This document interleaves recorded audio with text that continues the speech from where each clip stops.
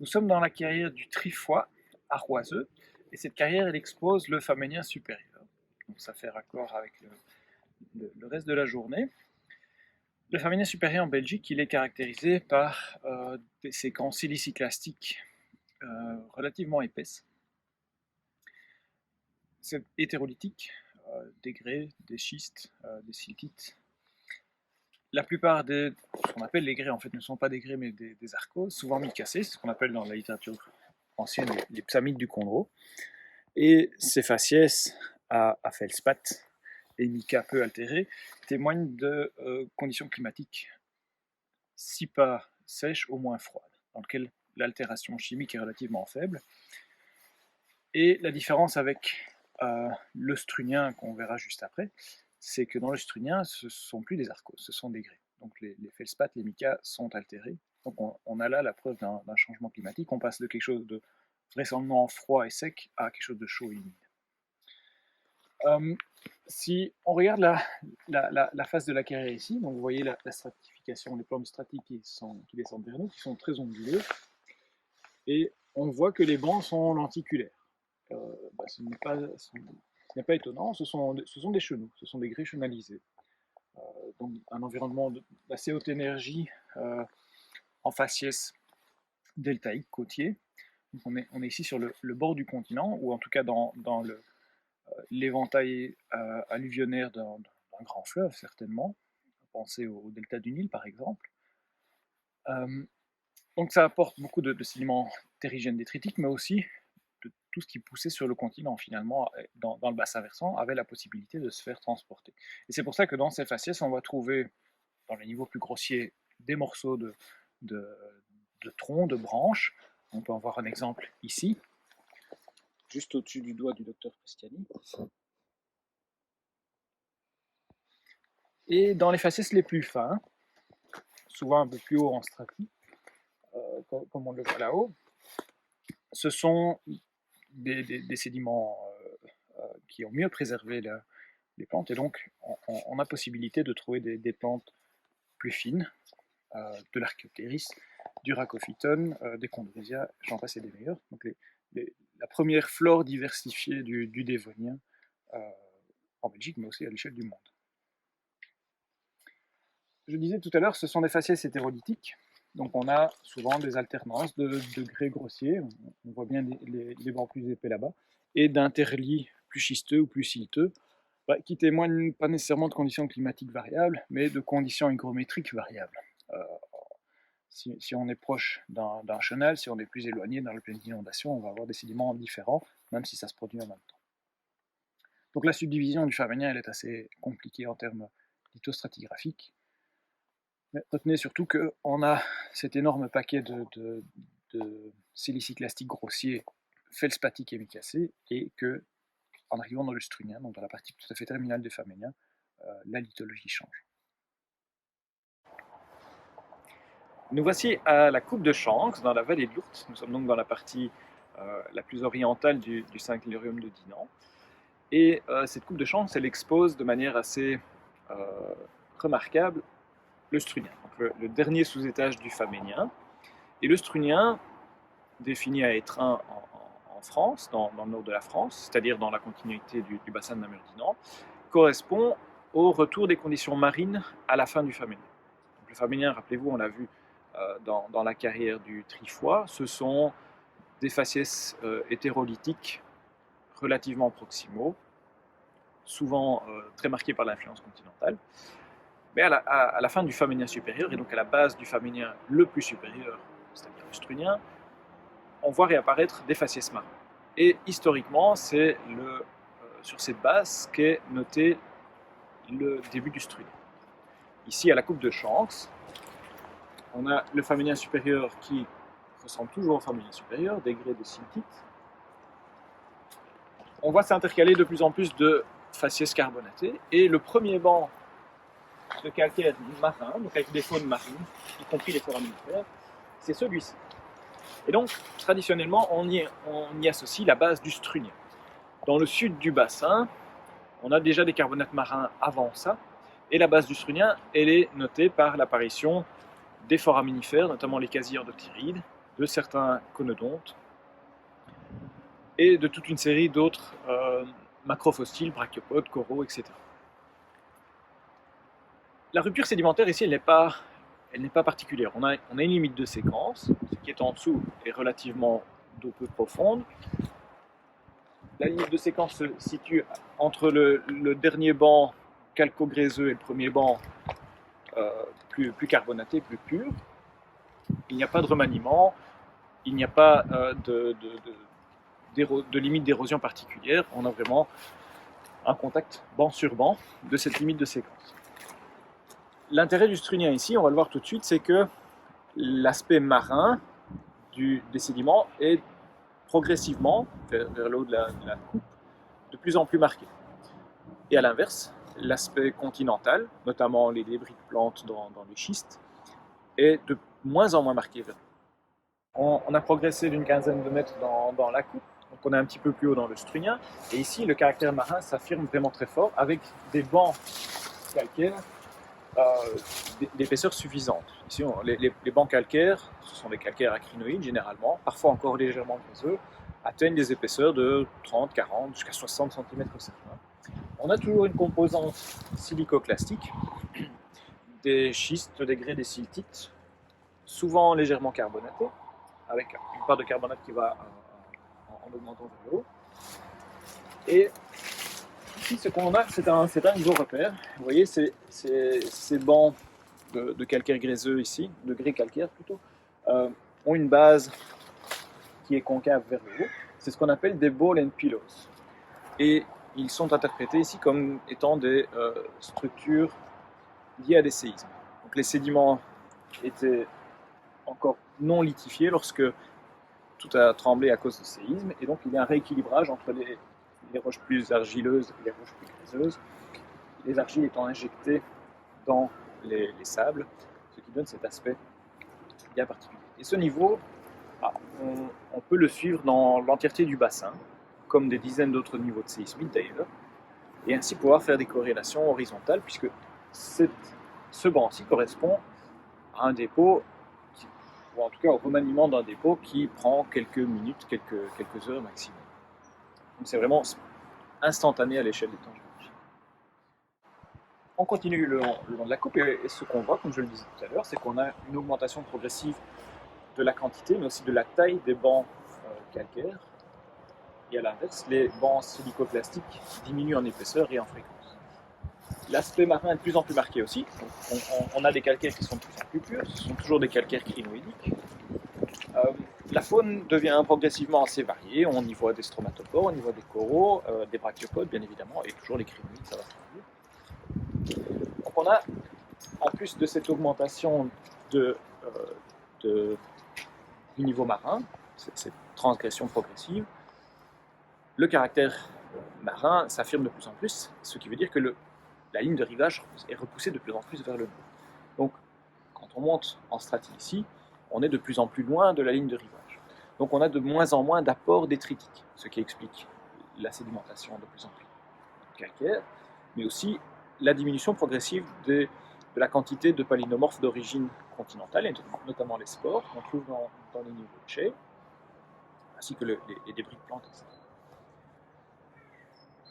On remarque que les bancs calcaires commencent à avoir une épaisseur non négligeable et qui sont souvent joints, intercalés de petits bancs plus argileux.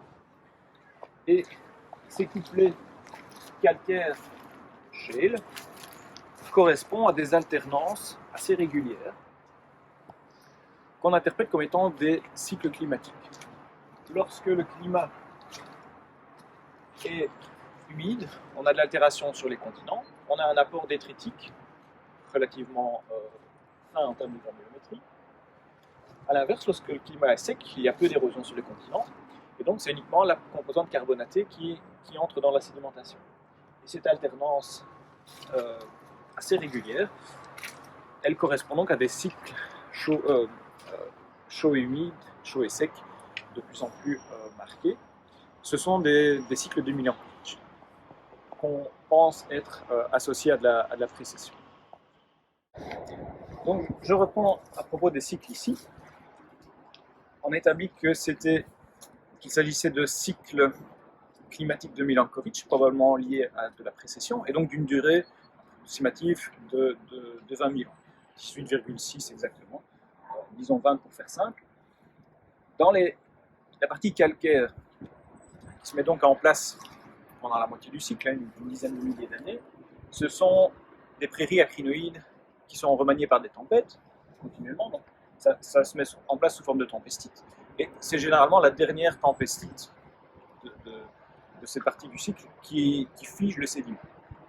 Progressivement, on a des apports détritiques qui augmentent et on met en place une série de shales ou de silicates carbonatés qui correspondent à la partie humide du cycle et qui a une durée similaire. Donc cette partie représente certainement 10 000 ans et cette partie 10 000 ans. Ici, vous voyez qu'il y a plusieurs échantillons qui ont été pris pour faire une étude cyclostratigraphique. Un échantillon tous les 2500 ans dans les calcaires et un échantillon pour 10 000 ans dans les schistes. Sachant que le taux de sédimentation et la vitesse de sédimentation est extrêmement différente dans les deux faciès. Alors, si on reprend un peu de recul, vous voyez que ces cycles ne sont pas parfaits, ils ne sont pas très réguliers. On a parfois des passés beaucoup plus riches en carbonate, parfois des passés plus riches en silicoclastique. Mais en règle générale, c'est assez constant dans le type de cyclicité. On avance de plus en plus haut dans le strunien ici, donc on approche de la fin du Dévonien, et ce qu'on voit, c'est que, assez clairement, la part de silicoclastique diminue très fortement. On n'a plus de silicoclastique grossier, on n'a plus de grès. Ce qui reste comme silicoclastique ici, ce sont des shales. Les carbonates sont largement dominants, comme vous le voyez, sauf dans cet intervalle. Un intervalle un peu particulier, avec un gros paquet de schistes assez sombre, interrompu par un banc calcaire, légèrement perturbé par une faille ici, mais ce qu'on voit c'est une première masse schisteuse, un banc calcaire, une deuxième petite masse schisteuse moins épaisse. Et si on regarde les faciès,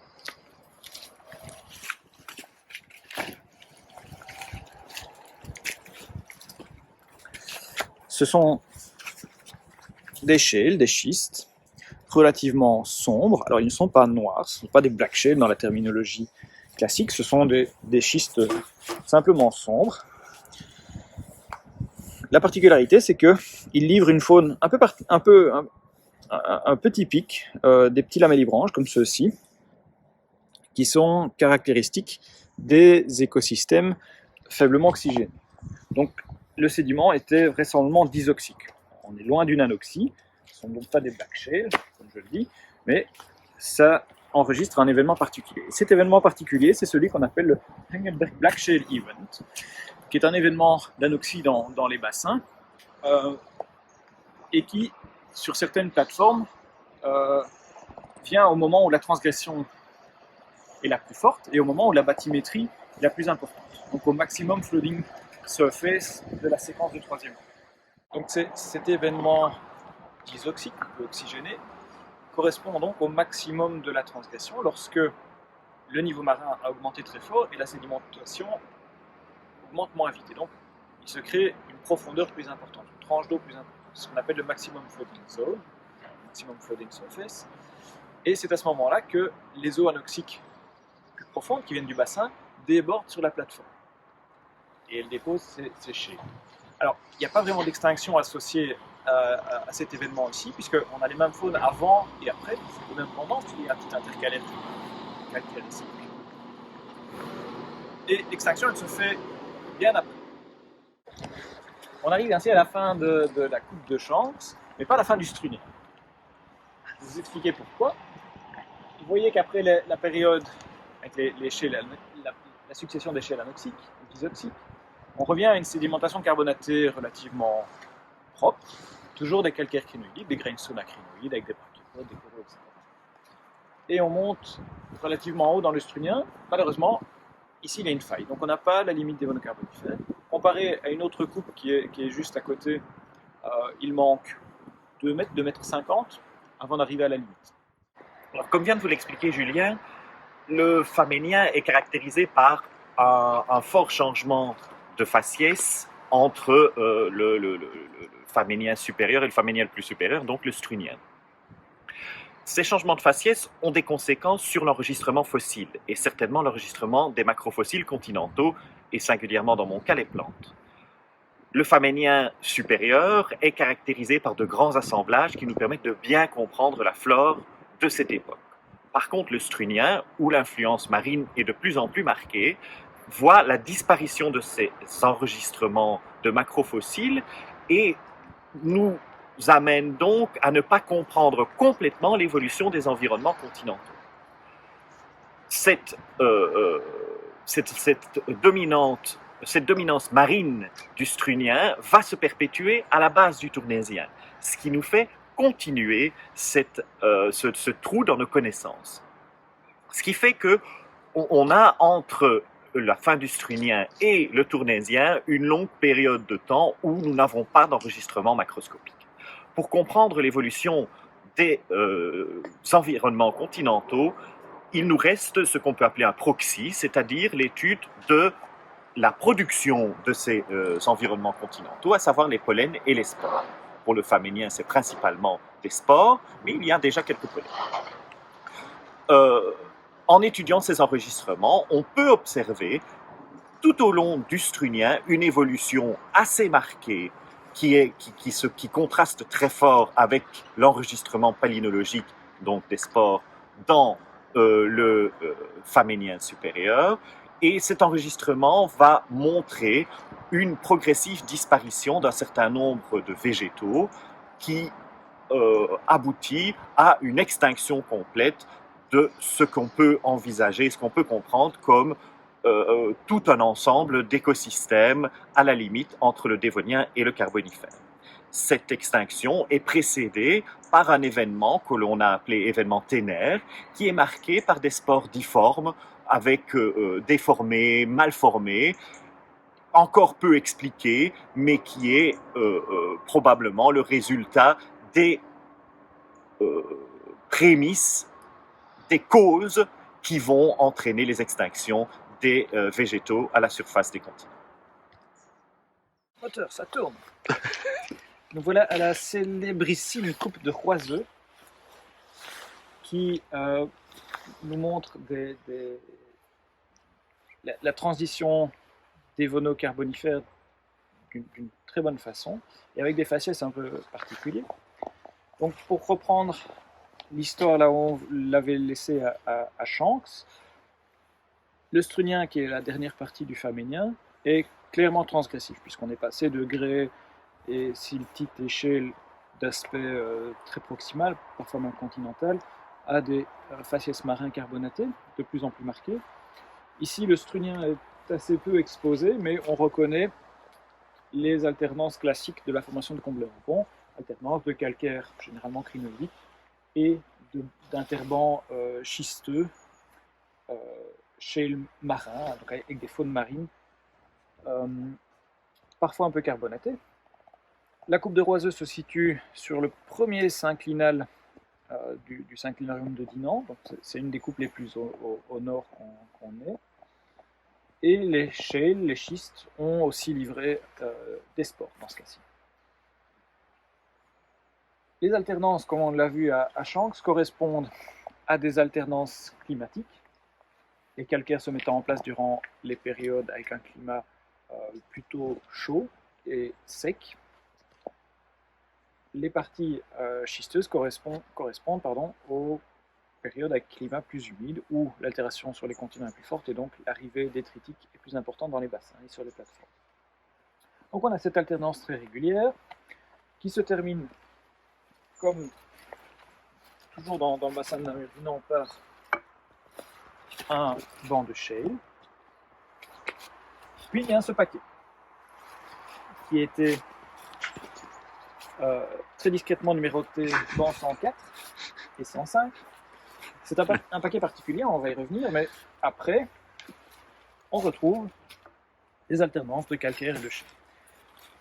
Les calcaires sont toujours les mêmes, toujours des calcaires crinoïdiques. Les shales, par contre, sont beaucoup plus carbonatés, et dans ceux-là, on n'a pratiquement plus de spores. Donc on a une affirmation de la tendance marine. Alors on revient sur ce papier-là. Quand on le regarde de loin, on voit déjà qu'il est subdivisé en une série de sous-bancs, mais que ces sous-bancs ont des limites très onduleuses et varient très fortement en épaisseur. Regardez celle-ci, on a 4 cm d'un côté, au moins 15 ou 16 de l'autre. Ce sont toutes des lentilles. Lentilles de calcaire relativement grossiers, ce sont des Rhodstone qui alternent avec des niveaux de siltite carbonaté.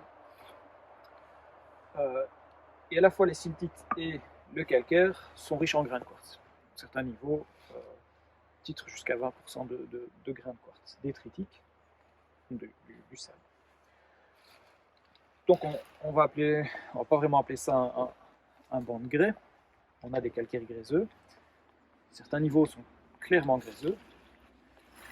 Mais ça fait tâche. Dans notre succession de calcaires relativement propres et de shale fin, on arrive avec un paquet.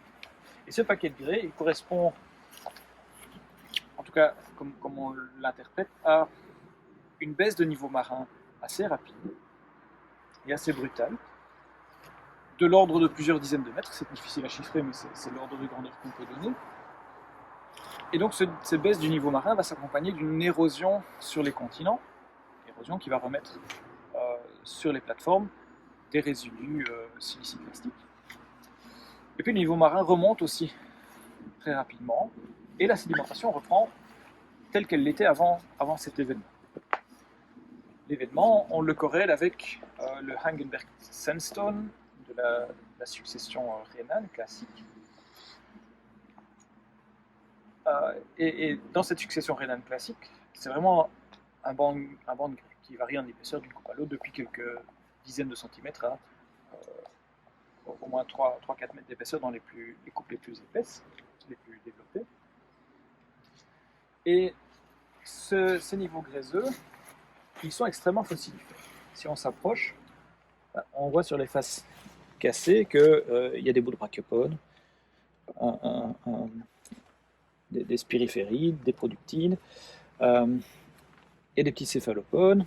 Il y a du trilobite, il y a des coraux, enfin plus ici puisqu'on les a tous pris, mais il y en avait.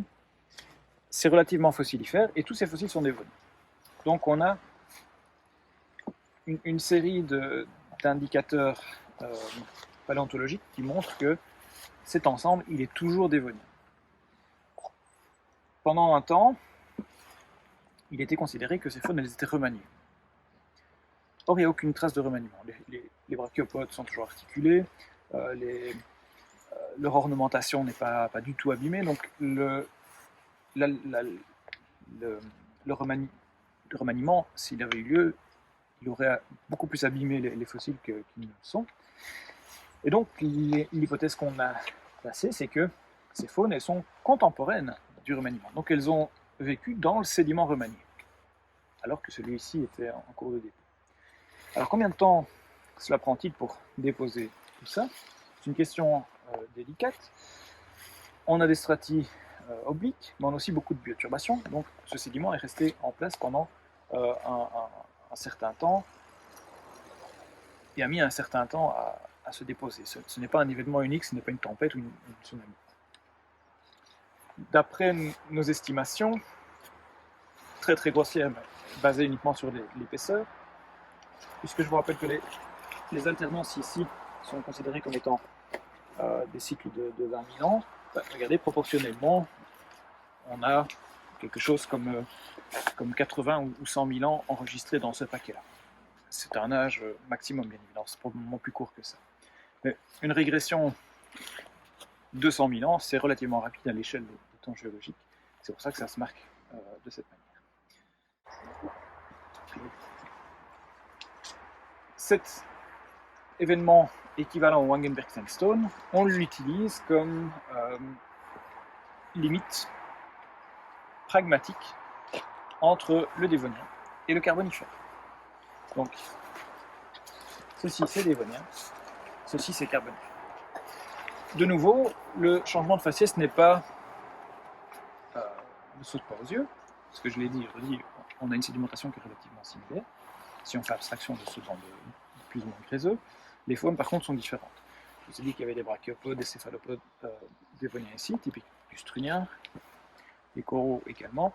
Une fois qu'on passe la limite, ce ne sont plus du tout les mêmes faunes. Et donc la limite, elle est relativement naturelle, dans le sens où on peut identifier facilement les faunes d'un côté et de l'autre. A l'inverse, la définition officielle de la base du Carbonifère, c'est le First Appearance Data d'un conodonte, Siphonodella sulcata, qui évolue dans une lignée Siphonodella pré-sulcata vers sulcata. Alors c'est une affaire de spécialistes et qui est très discutée, très discutable d'ailleurs. La différence entre les espèces, c'est l'angle que fait la carène avec la plateforme. On a cette lignée pré-sulcata-sulcata seulement dans une poignée de couples dans le monde. Et quand on met plusieurs spécialistes autour de ces échantillons, ils ne tombent pas d'accord sur la limite à placer. Donc c'est une limite qui ne fonctionne pas. On le sait depuis un certain temps maintenant. Et on a cherché à trouver d'autres critères pour placer cette limite, des critères qui soient basés sur plusieurs éléments, pas sur l'apparition d'un seul conodonte. Et le critère qui a été proposé et retenu, c'est le sommet de l'événement régressif de Hungenberg-Sandstone, qui correspond aussi à la fin de l'extinction liée à l'événement de Hungenberg, c'est-à-dire après les dernières occurrences de fossiles dévoniens, struniens en l'occurrence, et la base du recovery des formes carbonifères.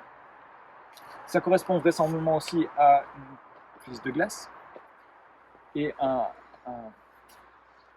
cycle glaciaire plus marqué, alors que dans le Dévonien ça ne l'est pas. C'est assez discutable, puisque vous avez vu que les lithologies sont très similaires. Par contre, l'origine de cette baisse de niveau marin courte et brutale qui va mettre en place le Hungenberg-Sandstone, là, il est assez difficile d'imaginer un autre processus qu'une prise de glace pour faire baisser le niveau marin de X dizaines de mètres de différence. Et donc il est vraisemblable, pas encore démontré mais vraisemblable, que ça corresponde à une prise de glace assez importante, mais relativement courte. L'événement ici, il est bien marqué dans tout le bassin, il est bien marqué dans des tas d'autres bassins, en Chine, aux États-Unis, dans les bassins plus profonds allemands et en France, etc., au Maroc. À chaque fois, on a cet événement gréseux ou plus grossier ou qui remanie des sédiments déjà déposés. Donc l'aspect peut varier, mais la cause est vraisemblablement la même et peut être corrélée de proche en proche à l'échelle globale, ce qui est assez rare pour une limite biostratigraphique a priori. Donc ça marche, le critère a été proposé, retenu, maintenant il reste à documenter l'utilisation de ce critère à différents endroits du monde et il devrait y avoir un vote formel probablement dans 2 ans lors de la prochaine réunion de la commission de stratigraphie du Carbonifère. Alors pourquoi est-ce qu'on vient voir cette coupe-là pour les faciès, on l'a dit, aussi parce que c'est un candidat, c'est une coupe candidate pour un stratotype international. Pourquoi ? Parce qu'on a le développement du Hungenberg-Sandstone équivalent, on a un peu de conodonte, pas beaucoup mais il y en a, c'est déjà ça de prix, il y a un peu de spore, il y a de la macrofaune, et surtout ça se corrèle au banc à banc avec plein d'autres coupes en Belgique qui elles sont beaucoup mieux documentées au point de vue macrofaune, microfaune et j'en passe. Alors, ce qu'on peut faire, c'est avancer un petit peu et continuer à regarder comment le sédiment évolue. Donc, pour rappel, le strunien, la formation de Comblain au pont, c'est un prisme transgressif. Ce prisme transgressif, il comprend également la base de la formation d'astère qui défile ici. Ce sont les mêmes lithologies, des alternances de calcaire crinoïdique et des petits intervents schisteux. Et puis vient le membre moyen de la formation d'astère, qu'on voit ici, qui lui est un gros paquet de calcaire crinoïdique sans intervent schisteux. C'est ce qu'on appelle dans la littérature plus ancienne le membre bêta, et qui s'arrête ici. La limite entre le membre bêta et le membre gamma qui vient par-dessus, c'est une limite de séquence. Donc, on avait le prisme transgressif. Ce paquet, c'est le cortège de haut niveau, une limite de séquence, et puis le cortège transgressif suivant. Ça, c'est la séquence numéro 1 du carbonifère. Ça, c'est la séquence numéro 2. Donc la limite de séquence E statique, elle est située bien au-dessus de la limite des monocarbonifères. La limite des monocarbonifères n'étant pas une limite de séquence. On a ces calcaires crinoïdiques massifs, la limite de séquence, puis on revient avec des alternances de calcaires crinoïdiques et de shale comme ce qu'on avait sous la limite des monocarbonifères et dans tout le cortège transgressif aussi. Donc la différence entre les deux cortèges transgressifs, au point de vue lithologique, elle est relativement faible. On peut discuter de la quantité, du rapport entre calcaire et shale, mais a priori c'est relativement similaire. Et si on poursuit, bon, la coupe va se perdre évidemment, mais on arrive avec la partie supérieure du membre supérieur de la formation de Hastière. Et puis ici, il n'y a plus rien, tout simplement parce qu'on passe dans l'échelle du pont d'Arcole. L'altération fait que ça a été recouvert par la végétation, on ne le voit plus. Mais les schistes sont ici, on les a vus à rivage où ils étaient bien exposés. Les schistes correspondent au maximum flooding zone, donc la partie de la transgression où on a une bathymétrie maximale. Et puis on voit réapparaître quelques bancs calcaires. Ces bancs calcaires sont les premiers bancs de la formation de Langley, qui correspondent au prisme de haut niveau, au cortège de haut niveau. Donc de nouveau, une transgression et un prisme de haut niveau qui est composé de calcaire beaucoup plus pur, plus massif, avec des bancs de plus en plus épais jusqu'au sommet. Et au sommet, qu'on ne voit pas bien ici, il y a de nouveau une limite de séquence. Donc la plateforme a émergé. On ne voit pas bien la limite de séquence, mais on voit la conséquence de l'immersion de la plateforme sous la forme d'une dolomitisation de la partie supérieure de la formation de Langley. Un membre qui s'appelle le membre de Roiseux, justement, qui est défini ici. La plateforme carbonatée du bassin de Namur du Nord, après l'extinction liée à l'événement d'Ungenberg et à la limite des monocarbonifères, elle va se repeupler très progressivement et très lentement en faune marine, en faune benthique en tout cas. C'est relativement riche en crinoïdes, en brachiopodes, en coraux, mais c'est extrêmement pauvre. On tourne avec 2 genres, 3 genres de coraux, une petite dizaine de genres de brachiopodes, et les crinoïdes n'ont jamais vraiment été décrits, mais c'est relativement pauvre aussi. Et il faut attendre le tournaisien supérieur pour retrouver une diversité qui est similaire à celle qu'on avait dans l'Austrie. Donc voici un rivage, coupe le long du chemin de fer, qui est aussi célèbre. On est juste passé de l'autre côté du synclinal, on est donc au sud du synclinal ici.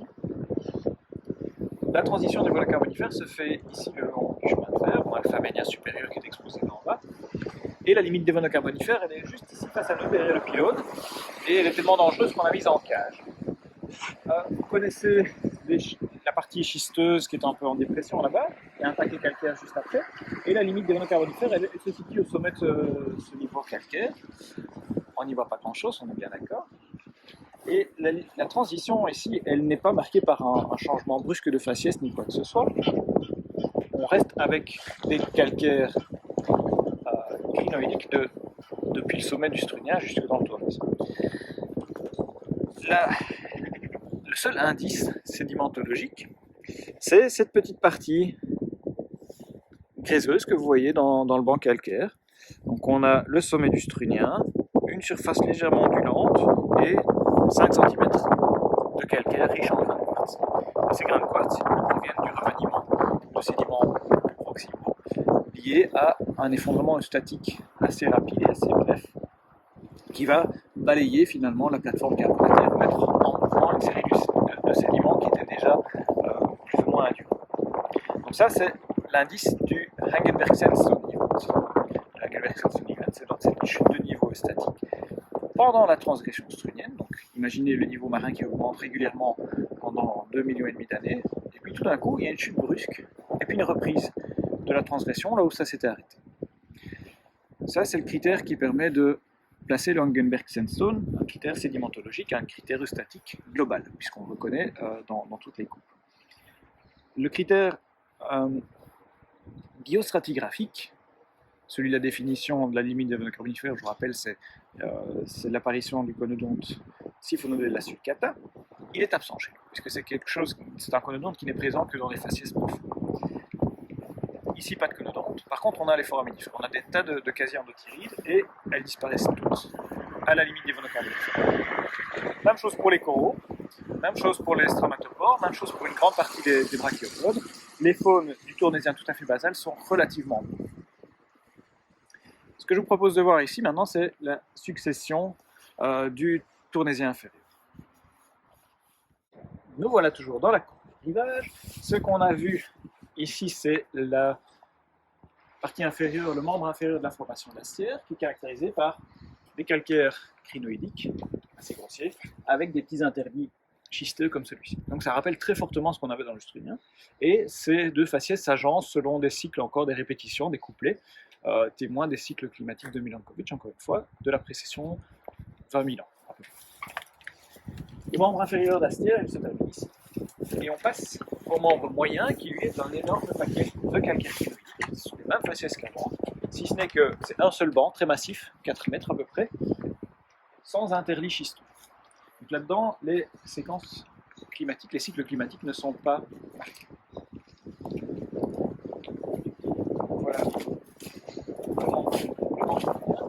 Et ça, ici, on a cette surface qui est une surface d'immersion, parce que le membre inférieur avec le strunien correspond au prisme transgressif, le membre moyen très massif correspond au haut niveau, et ce haut niveau il émerge lorsque la transgression se termine et que le niveau marin commence à descendre.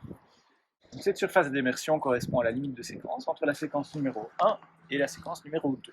La séquence numéro 2 commence donc avec la base du prisme transgressif qui est ici, enregistré dans le membre supérieur de la formation d'astière. Et regardez-le, ce sont de nouveau des alternances de calcaire crinoïdique et de petits interlits schisteux, très cycliques encore une fois. Lorsqu'on avance en stratie, lorsqu'on monte en stratie, on se rend compte que la quantité de shale commence à augmenter assez fort, jusqu'à devenir dominante. Et la limite entre la formation d'astière ici à gauche et la formation de pont d'Arcole ici à droite, elle se situe au premier banc de schiste d'épaisseur considérable. On est toujours dans le faciès, dans le prisme transgressif ici, mais de nouveau, le niveau marin augmente plus rapidement que la sédimentation. Donc la bathymétrie augmente. Et lorsque la bathymétrie est maximale, on arrive donc dans la maximum flooding zone, on a uniquement des faciès silicoclastiques fins, des shales, très carbonatés ici, qui ne sont pas du tout disoxiques ni anoxiques. C'est rempli de faune, il y a là-dedans pas mal de coraux, de brachiopodes, il y a quelques trilobites aussi. Donc ça témoigne d'un environnement bathyque tout à fait oxygéné. La seule différence, c'est que c'est trop profond pour avoir une production carbonatée, et c'est donc le bruit de fond silicoclastique qui est enregistré.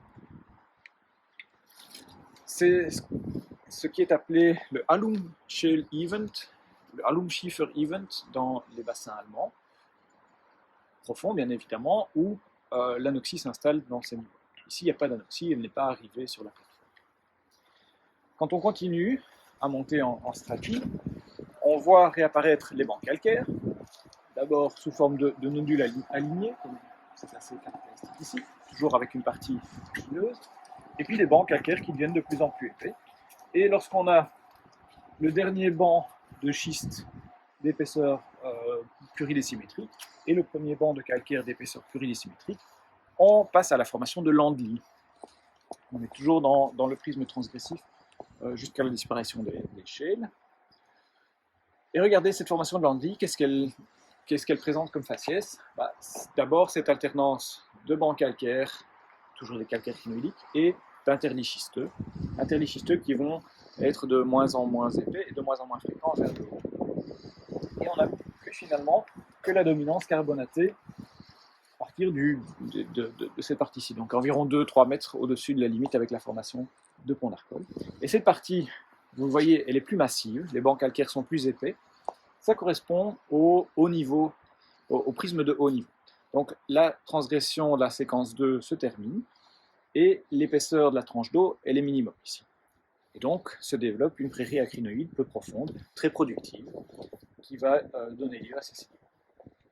Et si on poursuit un petit peu vers le haut, je vous le disais, on voit les interlits schisteux qui disparaissent, Et on voit s'installer une faune de coraux solitaires, de brachiopodes, de tabulés, assez abondante, très peu diversifiée, puisqu'on est toujours dans la période de recovery, après l'extinction de la limite des carbonifères. Donc on a des groupes qui sont généralement des généralistes, des ubiquistes, qui se plaisent dans des environnements pas faciles à vivre, mais qui s'y plaisent suffisamment pour se développer en grande quantité. Le sommet de la formation de Landy, qu'on approche ici, se caractérise par un faciès un peu particulier, ce qu'on appelle les dolomies de Roiseux. C'est le membre de Roiseux, le membre supérieur ici de la formation de Landy. Ce sont les calcaires crinoïdiques comme en dessous, si ce n'est qu'ils sont dolomitisés. Et la dolomitisation, elle va croissante vers le haut, et elle correspond simplement au fait qu'à la fin de la séquence numéro 2, le sommet de Landy, c'est donc le sommet du prisme de haut niveau. Lorsque le niveau marin commence à redescendre, toute cette partie, elle émerge. Elle est donc lessivée par des eaux météoriques. La porosité va augmenter, il va y avoir de la dissolution et précipitation par remplacement de dolomites. Dolomie venant prendre la place du calcaire finalement. Donc la dolomie ici, c'est un très bon marqueur finalement de la partie tout à fait supérieure du prisme de haut niveau ou prisme le Falling Stage System Track qu'on peut suivre aussi dans l'entièreté du bassin. Voici le sommet de la coupe de Chance qui expose le sommet de la formation de Landy, dolomitisé, le sommet du niveau, la limite de séquence qui correspond à cette dalle ici, une surface d'émission, et par-dessus viennent se mettre des petits bancs de calcaire qui peuvent être crinoïdiques mais pas toujours, ça peut être des calcaires plus fins. Et la particularité c'est qu'ils contiennent des nodules et puis des bancs de cherte. On voit assez bien sur la partie supérieure de la face là-bas, tous ces bancs que vous voyez en relief, mis en relief par l'érosion, ce sont des bancs de cherte, donc des roches siliceuses diagénétiques. Ces faciès appartiennent à la formation de ivoire, et la formation d'ivoire, c'est le prisme transgressif de la séquence numéro 3.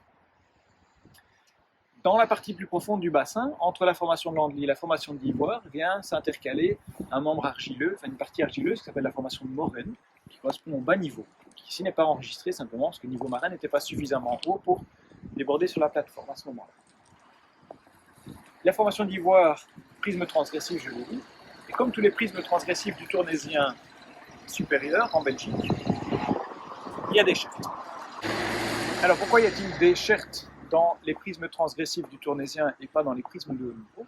Ça s'explique par, de nouveau, la transgression. Si le niveau marin augmente et que le continent commence à être inondé par la mer, ça va remanier toute une série de croûtes latéritiques et autres, riches en silice.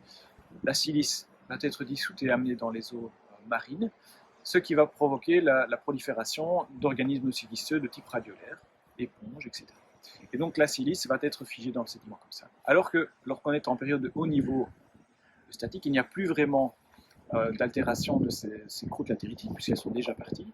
Et donc les eaux marines sont moins riches en silice. C'est dans ces niveaux à Chert que se trouve la limite entre le tournésien inférieur et le tournésien supérieur. On va donc arrêter l'histoire ici puisque le tournésien supérieur c'est un autre.